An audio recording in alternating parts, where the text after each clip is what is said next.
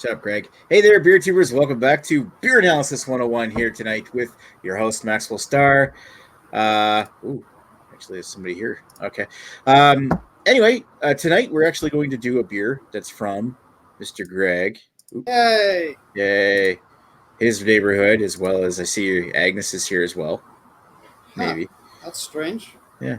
I don't think she is, but... I agree, boo. Anyway, we're going to do something from Greg's neck of the woods, which is from Great Lakes Brewery. This is Great Lakes Brewing's Canuck Pale Ale. Handcrafted beer, 5.2% ABV. I'll get into that later. This is actually sent to me by Greg, so he wanted to do this. We'll get into a little history on this beer in a moment, but we'll introduce people on the panel first, starting with El Red Beardo. How are you doing tonight? I'm doing well. Thanks for having me. No problem. Well, we'll actually have you on the front of the panel tonight instead of behind the scenes all night. Yeah, baby. Yeah. Thanks. Appreciate that. And, of course, next up in the line of people that joined tonight, we've got Mr. Greg. How are you doing tonight? Oh, hello, Nick. How are you? He's not used to being introduced second. Hey, how are you? I'm before Ashley Sexton, so I can't steal his good copy notes. They're mine tonight. You always steal Redbeard's. Yes, I will. Yes, I will. Anyway, speaking of somebody having their thunder stolen, there, Mr. Ashley Sexton, how you doing tonight? I was doing a lot better until I was reminded I was going to be online with a bunch of hacks. Jesus. What the fuck, man? Fuck. And, of course, unless you actually have the beer, you're getting bet. Hi, Yui. That was pretty good. All right. All right, so moving right along to... Asshole. Moving right along to the history of this beer tonight. And we also have Eric Gilbert in the chat saying, hey, cheers, dweebs. Here, cheers, Eric. Cheers. Our only viewer. Actually, we're 3 viewers right now. Also, your only friend, Nick.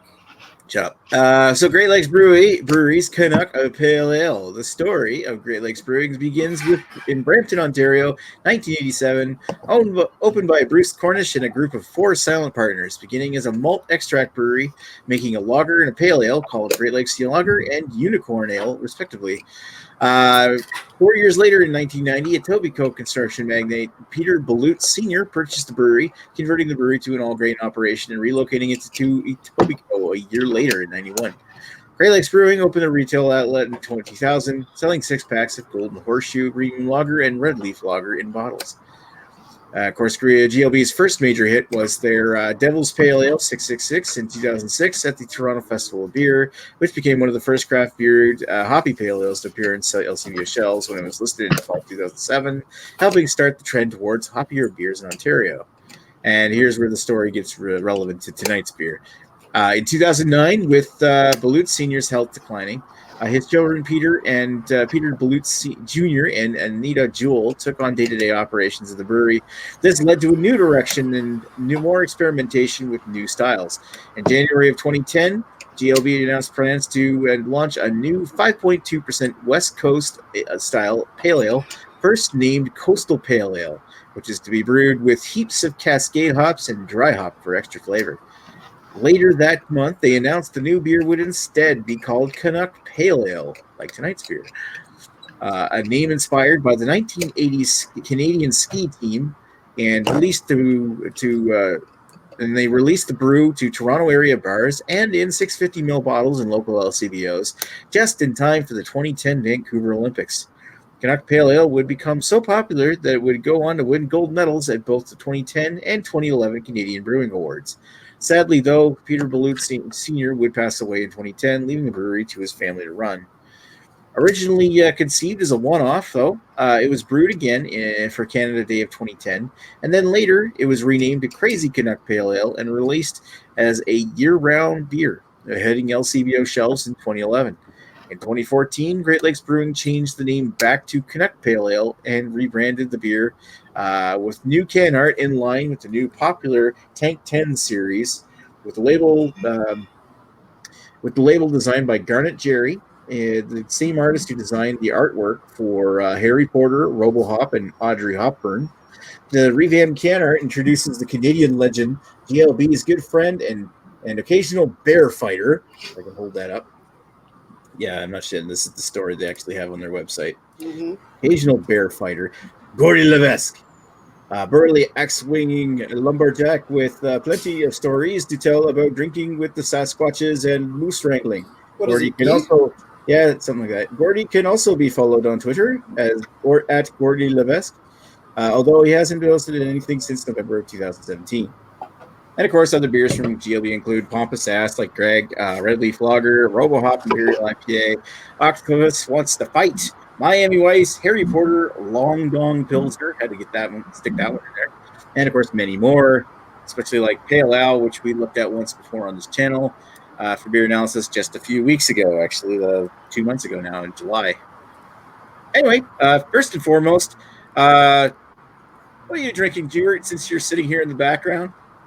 I'm sorry, boys. I'm not drinking a beer, but I'm drinking just some of this bourbon. That label's on the outside. It doesn't even make sense. Outside. Should totally mix that with something. Anyway, so let's get down to the history of this beer and start talking with Redbeard. How are you doing? What's your history with Canuck Pale Ale? I've had a whole bunch of them. The first time I ever had it was back in the beginning of my beer tubing, beer adventure, and I absolutely hated it. And I actually tweeted the video with tag Great Lakes in it, and they thought it was hilarious. And that was one of my first YouTube videos I ever made that kind of got a whole bunch of views and really surprised me, kind of thing. And yeah, for so other reasons. It's as far as the beer goes, it's just like $2.80 a can. I defy you to find a tastier beer for $2.80 a can. Like, it's for the price. Great Lakes is really good like that, as opposed to some breweries.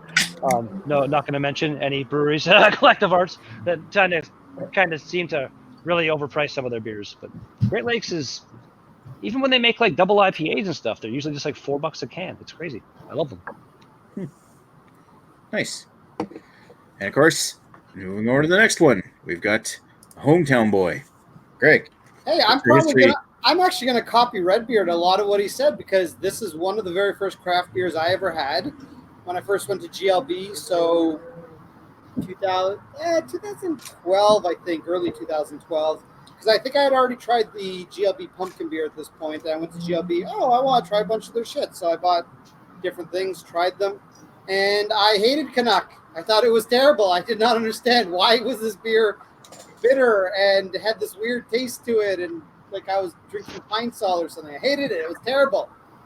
And then now it's kind of one of my favorite beers. And I will one up Redbeard and say that if you buy this in a case of 24, which why not? It's a session beer. It's $2.25 a can. So I defy you to find a bitter beer for $2.25 a can. I didn't realize that. That's actually a really, really good deal. That's amazing. It is pretty good. That's why I got Nick one. I wouldn't spend $2.80 on Nick. Even Yurt's nodding over there. I think most of the GLB beers, if you buy them by the case, there's a decent discount to them. Yeah, usually you get something like they knock off a 25 to 50 cents a can. Canuck is just a particularly good deal. They knock off whatever the math on that is. That's awesome. All right. And of course, Mr. Ashley Sexton, what's your history with Canuck Pale Ale? Well, I'm not going to say it was the first craft beer I've ever had, but I will tell you I've had quite a ton of these.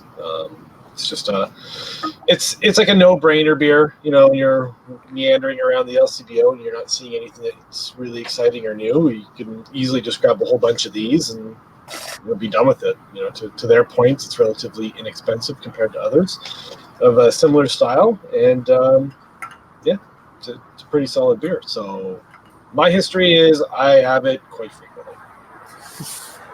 Nice. All right, and last but certainly not least, me. My history with this beer. Well, I've had it before. It showed up here one time in NB liquor stores. There was, I think, 2014, the last year of the Pickeroons Brewers batch. They had they had sold the leftovers from that fest at LCBO, not LCBO, ANBL stores around the province, and Great Lakes Brewing showed up to it that year. They sent a whole bunch of cans, one of them being Canuck Pale Ale. I bought a can of it.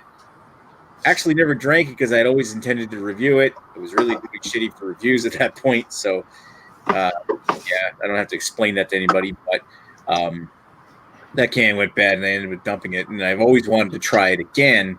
And I did try it again finally on tap at Great Lakes Brewing there. I think in 2017. I think it was the year that that Agnes filmed me doing a flight of beers.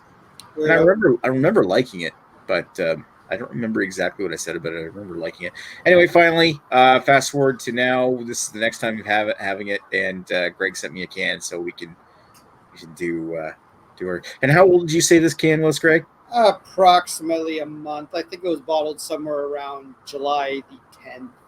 I bought it a few days after that, and I usually buy them within a few days of them being canned. So. Did they stop with the red pop tab? Like I noticed your can has the red one. They usually have a red one. Yeah, mine still has it. I think it's whoever their supplier or whatever. Okay. That's weird. That Ashley and I have the same date on ours, but mine doesn't have the red. That's unusual. Maybe yours is counterfeit. Let me see. Let Yui tell his history. Nick, don't be made using a China's high quality. We won't count his score since he's not. Yeah, well, he doesn't have the beer, but what's your history with Canuck Pale Ale since you're here? I mean, this beer has a certain affinity with me.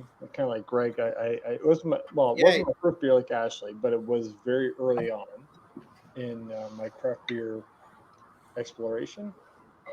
But I had that probably very early, 2012, 2013. And to this day, to me, it's like the Bell's Two Hearted of Ontario. When all else fails, this will always be good, no matter what. It's malty, it's hoppy enough, but not too crazy. It's very old school, sort of Central Coast. See, Central Coast is not East Coast, not West Coast IPA. Central Coast. Yeah, it's for Midwesterners. It's Midwest Coast. No, honestly, it is. That's what Bell's Two Hearted is. It's like something for the everyman. It's a nice balance of everything, and it's delicious. 9 times out of 10. Yeah. I find sometimes it can vary batch to batch a little bit. I've had a couple of cans that are like really incredibly juicy, and it's like, what the hell? And then you have some where it's a lot more on that malty side. But I'd agree with that. I've also found you had some cans where it seems that there was quite a bit of sediment in them, and when you're drinking it kind of normally, it's a little bit flavorless in comparison to what you'd expect. And then you shake the bottom, you pour it in, your beer becomes all cloudy. You're like, this is better. That's what the flavor was hiding. I would say that Great Lakes in general is like that. I mean, that speaks to it because we've had that probably the most of all their beers. But I've had some stuff I love from them and some stuff at the same time. Like, I just had that beer and it was like Octopus Wants to Fight is a perfect example of variation. I've loved that beer, but I've also like, nothing here. I don't know. I don't get it. So. Octopus Wants to Fight is like that was just like another one of my first kind of craft beers. One of my first IPAs, probably the first IPA I ever had, where my palate shift happened, and I was like, wow, this is actually good. Before that, the bitter flavors were just my enemy. Octopus Wants to Fight's not even all that old. I think it only came out like 3 or 4 years ago for the first time. Yeah, it was out for a little bit, and it's one of their core beers now, which is pretty awesome. It's one of my go-to IPAs for sure. Yeah, I mean, if it was 4 years ago, it was 10 because it seems like forever for me. I've had that beer for a long time, and I liked it early on. Now I'm like, I don't know. I still think it's a pretty solid beer. It's not the best IPA, it's solid. But it's I prefer pretty solid, especially something that's always available. Compared to some of the other awesome one-off IPAs that Great Lakes makes, Octopus Wants to Fight is definitely not at the top because Karma Citra, you got even Lake Effect. I really like that one. I don't like Lake Effect as much. I always found that had a really vegetal, like dilly type of green peppery type of note to me. But really, their Karma Citra is probably my favorite. And like the double IPAs, the ones that Nick and Greg and I all had at the brewery there, the was it Fine Young Cannibal Chickens and the yeah. Meanwhile, you forgot to mention Sasquatch. Those were both pretty tasty. Yeah, it was something like Sasquatch. One was a pineapple, one was a mango one. They No, were no. Did they call it Sasquatch because they use Sasquatch hops? Probably. Because that is the I don't think first. Sasquatch hops are the first Canadian propagated, like, to the market hop. That is the one hop that Canada can call its own. I will tell you that Mm. the Sasquatch and the chicken have the exact same malt, exact same hop bill. They just have different adjuncts. One of them, I think one of them has mango, the other has pineapple. If I'm not mistaken. Okay. Oh no, you know what? I'm looking at. I just searched. Meanwhile, you forgot to mention Sasquatch. They actually called it furthermore. It's furthermore. You forgot to mention Bigfoot. So There you close go. enough. They should have used Sasquatch well, hops in a Bigfoot beer, though. Well, Nick, you can tell them how much you don't like them. Write them a letter. Well, yeah, I'm gonna write an angry letter to my MP there you go. protesting. Send them a I never fax. tap that in to send a fax. Do that at work. All right. So let's get back to it's gone. Sorry. Let's go back to what we think of this beer. We ready to give some? Actually, you know what? We should probably read some comments. And Mr. Ashley, do you want to read them? Am I muted? No, I'm not muted. Sure. Cheers, dweebs. Eric Gilbert. There's 2 more viewers with hand cramps. Red Beard said messy. Eric Gilbert said Basil Swill Hayden's. I don't understand that. Maybe I'm missing something. That was the bourbon that you were drinking. It's called Basil Hayden's. Oh, okay. Sorry. And even though it's bottled at 40%, which a bourbon should not be, it's still a very good bourbon. Glad to hear it. And then Eric Gilbert said Karma Citra is an outstanding shelf turd. I don't know. I wouldn't call it a shelf turd. You can only get it a few months a year. I got to point out too that Eric actually typed. There's 2 more viewers with hand craps. Hand craps. Yeah, that's why I said it sounds. Oh, messy. craps! I read cramps, but Yeah, I I'm heard pretty sure that's what he hand. I meant. thought he said hand cramps too. maybe I just gave him the benefit of the doubt. Yeah, I I'm thought pretty. he said I'm hand pretty sure. cramps. I'm pretty sure it was a typo. But yeah, that was my whole. That's why it sounded messy. Ha ha ha ha ha ha. Oh. I don't know. I'm featured, but that was it. All right, that's it. All right. So, do we want to give her ratings? Give her. Get her done, bud. And we're gonna start with Mr. Rougebeard, Dun, The dun, Rougeist. dun. BDU pirate. Like I said, big fan of this beer. Had it a whole bunch. As far as the pale ale goes, I've had a little bit better, I guess, but I don't know. It's super well crafted. I want to go 9. Overall enjoyment, 8.5. All right. Fair enough. And of course, you finished it. So, Greg, Mr. Toby Code Drift. I don't like this beer at all. It's no good. Yeah, I know. 1 out of 15. Terrible. Garbage. I'll Hot garbage. try to overrate it, but this is one of my favorite go-to beers. I think it is fairly consistent. I'm not saying I've never had a worse can, but you never really get a bad can of this for the most part. As far as pale ales go, I can't think of too many I like more than this. I find with pale ales, the problem is you get the ones without flavor, and then you get the ones that are basically just IPAs that they've watered down a little bit. This one, I think, captures the spirit of a pale ale in that it's very drinkable, lots of flavor, but you can still drink 6 of them, and both alcohol and flavor-wise, your palate doesn't get fatigued, and you can really enjoy a lot of these. So the other one I can think of off the top of my head that I would say is on par with this one, not even necessarily better, is I think it's Collective Arts. I believe it's Ransack the Universe. I think that one I like about as much as this one. This one's certainly better value. Yep. I forget what Ransack costs, but I think it's like close to at least what I pay for the case, like $1 more a can. It's at least $3.30 or something like that. Yeah, so I mean, I'm basically paying It's $1 like more a almost can. $5 here. So if I want to throw that in, then definitely I like this one more. But if I'm not taking price into account, then to me they're about on par. They're both excellent. It's going to be a 10 for me on as a style. Personal preference, I'm still going to go pretty high because I really enjoy this. My big thing is I'm a little limited by the style because I do prefer an IPA. I do prefer a double IPA. I do prefer a stout. Those are the beers that are really good at scoring the upper echelon for me. But I'm still going to give it a 9. I'm just going to say it's a 9 for personal preference, mainly because I drink this all the time. I buy at least 2 cases of it every summer, and I really don't get bored of it. And the only reason I don't drink more of it is because, A, I'm trying to lose weight, and B, there's just so many other beers to drink. So I really can't I really could go higher on this, but I don't feel right doing it. I feel that I'm probably doing a mat. No. Okay, what did you say for style? 10. 10 for style, 10 nine, for- nine jeez. for my personal preference. Damn. All right. And of course, Mr. Ash. It's actually just randomly, Greg. It's Rhyme and Reason is Collective Arts Pale Ale. I just remembered that. Oh, okay. Oh yeah. But regardless, sorry, Ashley, go. No, it's all right. What was I gonna say?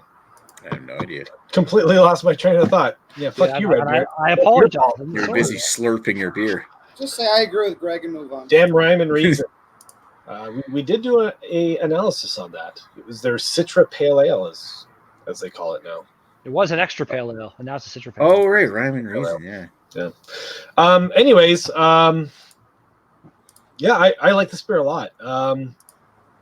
It sort of skirts being between a pale ale and an IPA. I do find it is a little bit more bitter than what I'm looking for in a pale ale, but finish is really dry, which is nice.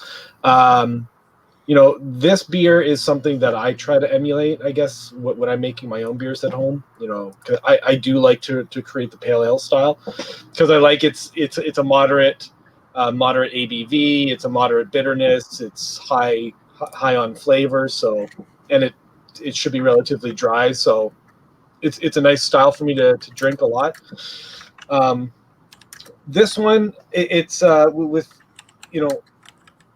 you can get bad cans of this because this is a beer that is better served when it is pretty fresh, but because of how widely distributed it is, you can come across some pretty old cans of it. So I do find that you sort of do have to date check this a little bit, because if this can has been sitting around since April, with the amount of dry hopping that they do, you would probably go a little south. But I've also noticed recently with this beer, and because I was looking back on old photos of this beer, and for me, this was always a lot clearer of a beer. It was a little bit more caramelly looking and definitely clear. And this is definitely coming across a little bit more as like a new age, Haysboro Pale Ale, where they're going for that creamier look, that hazier look. And I'm almost willing to bet that they're probably changing up the hop additions a little bit. This is still going to be like sort of to what you were saying. You got your West Coast bitterness, and then your East Coast like hop flavors, sort of to make it. What the fuck did you call it? Your Mid Coast or Center Coast or Coast? Center Coast. Whatever. Let's bring Ewart back in here and see what he said. Whatever Ewart, Central Coast. Central Coast. There you go. Coast. But I definitely think that they are trying to lean a little bit more towards the eastern end of things now. And again, I'm just guessing. I'm just going on what I remember this beer being a little like a few years ago and what it is now. It definitely feels like they're leaning visually and flavors a little bit more towards the eastern tropical side of things rather than the bitter side. So, anyways, that's my take. According to Chad, they've changed the recipe a few times over the years. Yeah, probably. Yeah, I bet. But to that end, you can pick this up for $2.80. It's a no-brainer. Good or bad can, it's still going to be a lot better than whatever else you can get for that same amount. Delivers on flavor, delivers on crushability, blah blah blah. 8.5 for style, and I'll give it a 8.5 for personal preference as well. Nice. Yeah. All right. Yeah, I was just going along with what Ash was saying there about they've changed up the recipe a little. I think Greg said it as well. I feel like, I don't know, has the flaked wheat always been in one of the ingredients in this thing? It almost seems like that's something they're doing right now to make it a little creamier or something, a little cloudier. It's definitely been there for the last few years. I don't know if it's part of their original recipe, but it's definitely something I remember seeing at least 3 or 4 years ago. So, all right. Okay, so my personal thoughts on this whole thing. I find that it's got a nice somewhat clean finish. Goes down very easy. There's a touch of malt in the back. It's very hop forward. You get piney resin, grapefruit kind of thing going on. I find the hops are kind of it's dry hop to the point.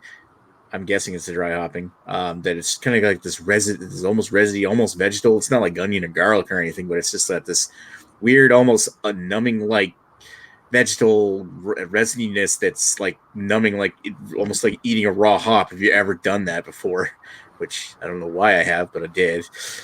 I find it very tasty, but it's got that weird, almost like not cardboardy, but pasty, numbing resininess that lingers in the back. That's kind of like, I don't know. It's not quite doing it for me. But then again, I didn't.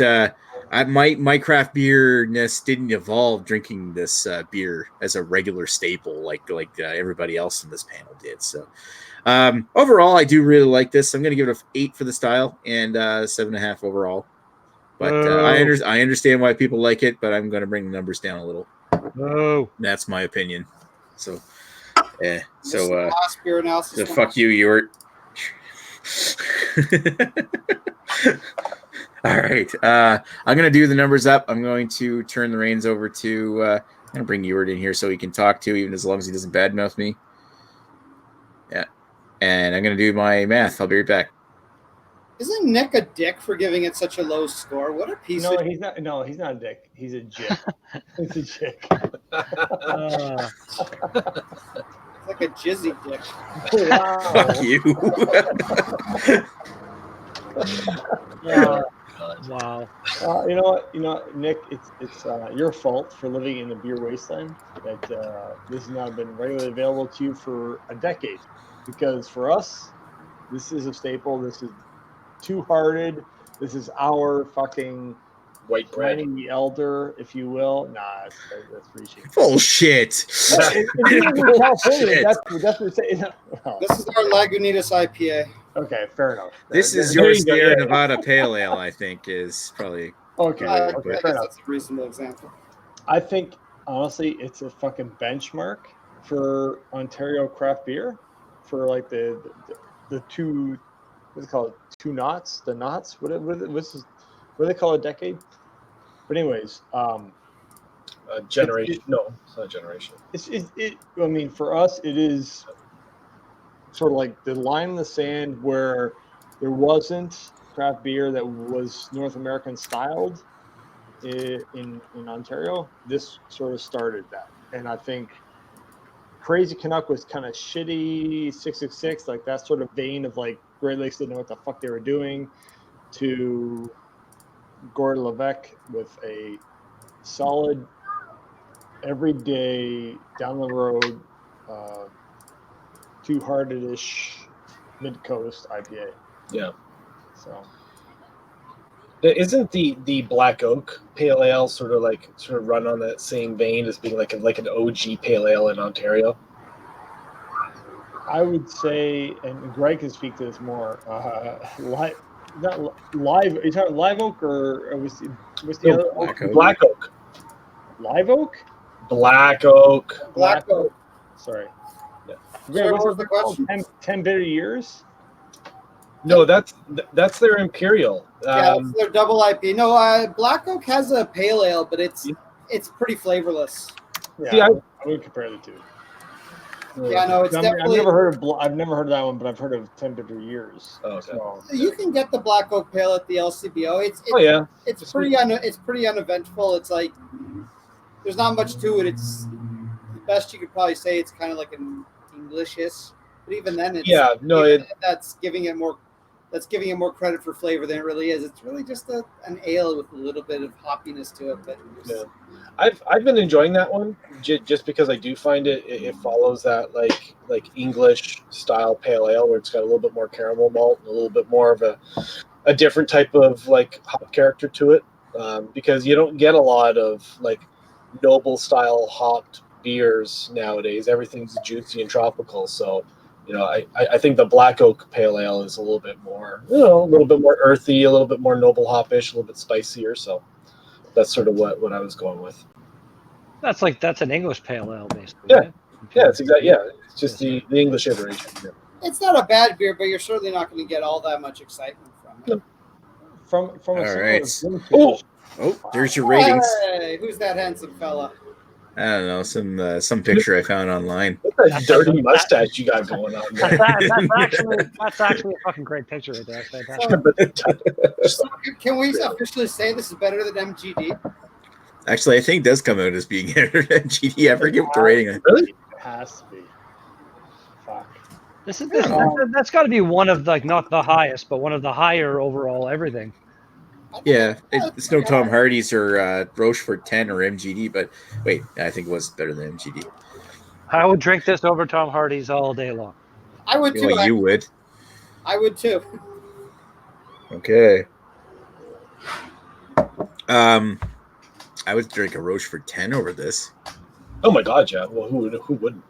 Yeah, I don't know if I had a Rochefort 10. I don't think I was on that one. Oh my god. What? What? You weren't on that one? I think I had a Rochefort something, but I don't know if it was the 10. I barged so hard that day. Oh god. There's like the 6, 8, and 10 for Rochefort. I think I might have had the 8 or something like that. I don't know. Oh, I don't suppose we have to keep you drag up on the screen anymore. Not that Yes, we do. Keep more of me. Did you ever give it a rating? Well, wait. I actually did do the Rochefort 10. Did I like it? What would you give it if you were to rate it, even though I know it doesn't count? From what the last one I had, Yeah, from the last one. Or the first one, I don't care. it's an 8.5, 9 beer all the time. All the time. For style and for my enjoyment. Actually, my enjoyment is probably higher than that. Probably 9, 9.25. There you go. Yeah. I did it. Don't forget that we gave Bring It Your Dead 9.06. Fuck that fucking shitty beer. Fuck that beer. And that was with my shitty rating, wasn't it? I think it was. I was not a huge fan of Rochefort 10. I had it way back when I was still doing reviews on the couch. Wow. My setup has changed a lot. It's crazy. Did Okay, you rate? you've matured. Did you rate the Bring Out Your Dead There's stuff? another one. Yeah, it's on my channel. We gave Fuller's Vintage. I'm sure I watched it. But can you just spoil it for me? I don't think I gave it scores. I don't do scores on my channel, but it was better? It was much better, man. It was really good. Okay. That was my birthday beer. I literally woke up, I had half a cup of coffee, and then I went outside and drank that beer for breakfast. Oh, there you go. It was brilliant. It was awesome. And he went inside and took advantage of your wife. No, I probably passed out. I don't remember much. And she Sorry. took advantage of you. Yeah. Butt stuff. What stuff? Birthday butt stuff. Lord help me. Yeah. That's the image you want in your head when you hear butt stuff. Yeah. Yeah. It's great. Oh, I just flipped through old scorecards that I have left. Hey, look, there's what we thought of Sierra Nevada Pale Ale. I think we gave it a style, we gave it a tie, but we actually rated it better. See, that beer is unfortunately rated based on its age. And Oh, holy shit, we really love that one. That's that's a a fucking good great beer. It's fucking fantastic beer. To me, the ultimate blind taste test is Rochefort 10, Bernadouse 12, and Westy 12. I've not done Westy UO3's 12. I've not done Westy 12, but I've done the other two, and You tend do to like 3 the side by each, and that is a true test of your palate. I tend to like the Bernie 12 or whatever it is. Yeah, it was That good. tends to be my favorite of the two. And Westy, I've only had Westy. What is it? Westy 10, Westy 12. I've had that once. I loved it, but I may have just been overhyped for it. I don't know. No, I'm with you. Yeah, I had Westy 12. I really loved it when I had it, but second time I had it, it was an aged bottle that had oxidized a little, so it wasn't super crazy, but it was good. I will get to the last two comments. Eric Gilbert said he would take a Beck's over this. Really? Over this? Like, Really, Eric? wow, that's ouch. And then he said, "Bring out your dad." We should Bex at some point. I think he's maybe he's trying to do some Euro trolling. I'm not sure. No, he's the worst. So I haven't heard the magic question tonight yet. So That's because this is the last episode of beer analysis. Chris, stop watching your hair and type in the question, please. We know you're watching. us talking about it will make Watching his Eric Gilbert hair. typing it in a second as soon Come as on, he you're hears not the rhino. You're not having 4 hours of sex right now. Finish up with your Jip. Someone needs to finish up, unlike Chad. You can have like 5 or 6 hours. Thank now. you, Lee. What's next week's beer? Asks Lee Russell. Oh, what's next week's beer, you ask? Of the Glad somebody asked. Tribe Beer We are Review. going You're to gonna do Boston this. Rock fucking amber ale. What? What? Bonjour. It's not oatmeal. Uh, We're going to do St. What? Ambrose Oatmeal Stout. Remember those commercials? But it's not oatmeal. Yeah.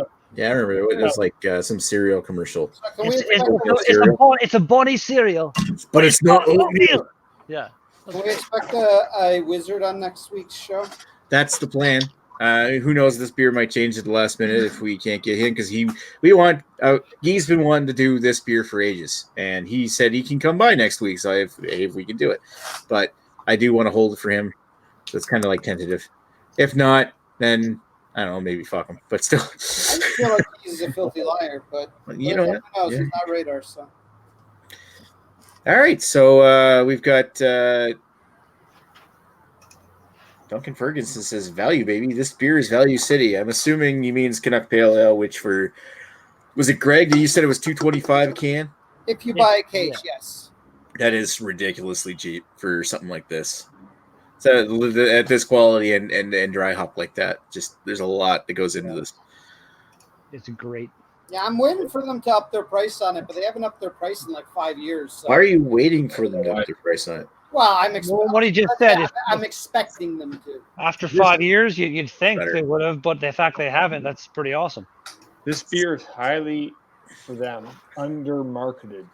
To your point, it's like they've actually changed their recipe. They actually, I don't know if they drive hopped it, but it seems like it. But this beer is way better than it ever used to be. And they need to market that shit. They did say it was dry hop, so dry hop cascades from the sounds of it. Way to pay attention to the beer history. You were. Yeah, you were. Fuck that shit. They change recipe all the time. Who fucking knows?